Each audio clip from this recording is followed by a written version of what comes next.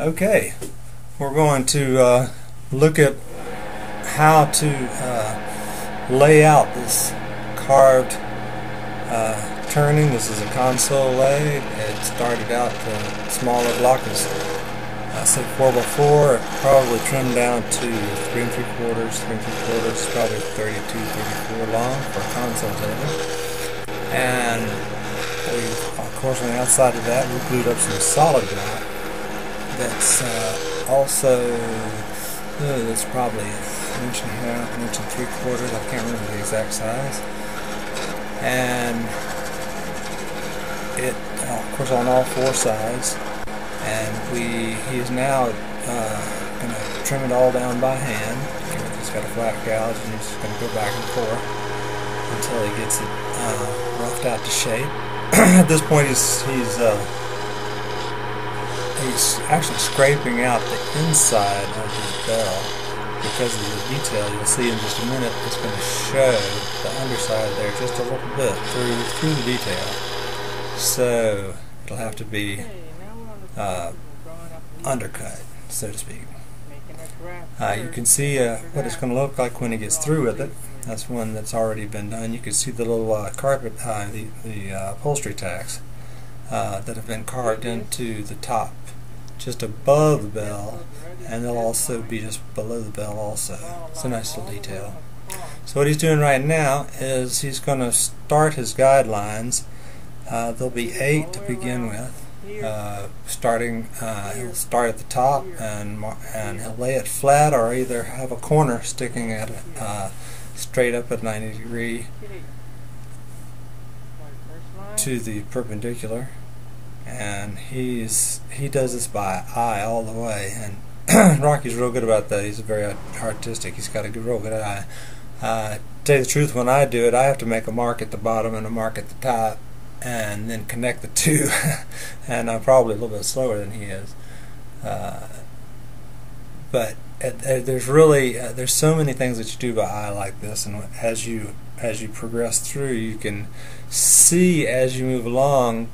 If any of it gets off, you can see it. You're always looking back at what you've done, and you get through making your marks, and you can see that they're all evenly spaced, and you've got a pretty good idea. It's straight across. But it takes a little practice as you start off. So I wouldn't plan on getting it exactly right the first time. As a matter of fact, we usually make, if I've got 4 to make, I'll make 5, because there'll be 4 that I like better, but there'll be one that I may like all 5, but there's oftentimes 4 that I like better, and I'll use those 4 for the final project. So he marks all the way down, even to the bottom. There's some detail at the bottom that you'll see in a minute. So what he's doing now, he's going to make some marks so he can see when he turns the lathe on, and he's actually he'll end up with a grid all the way around the bell, and he'll have a line at the bottom to help guide him on the, I'll call it the cuff, down near the foot. And it's really nice and trick. You also use this whenever you're just doing any type of spindle turning like this. You would what we usually do is just have a layout, stick the length of the turning, and then make marks on it like that, turn it into a cylinder, and then use the calipers to get the depths. And from there you do it by eye, and it's amazing, but they all come out the same. Are so close to the same that you can't tell any difference.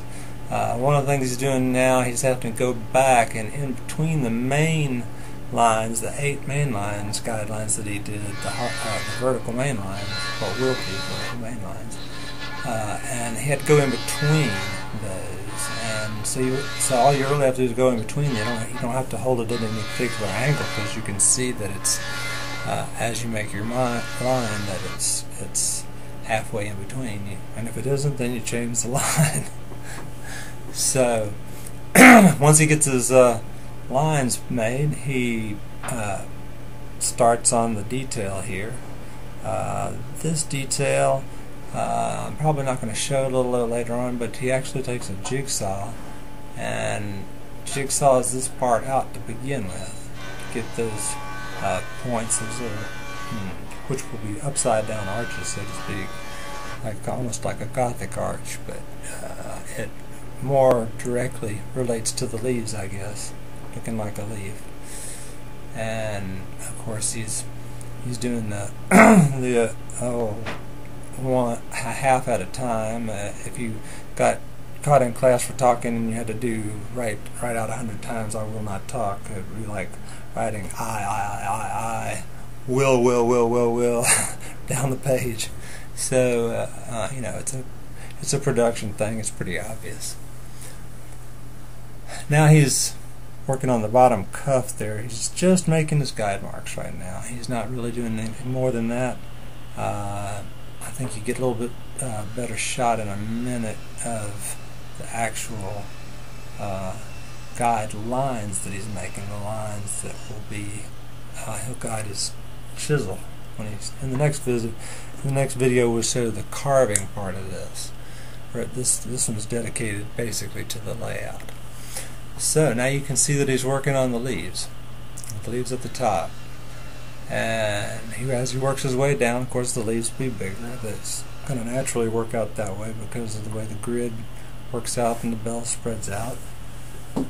So you know, instead of trying to make extra leaves at the bottom, we just make them a little bit bigger. It's sort of a visual thing, as if you're the leaves at the bottom. It makes it look like they're coming out at you even more, because they're just like in any perspective drawing, they'd be getting bigger as they come closer to you.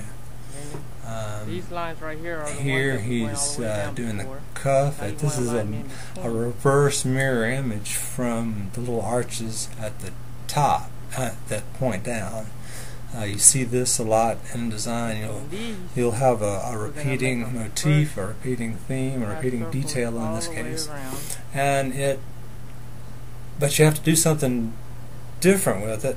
In this case, he mirror images it, so it gives it some interest. It would just look repetitive if you tried to do the same thing. And in this case, it works out because the cuff points up.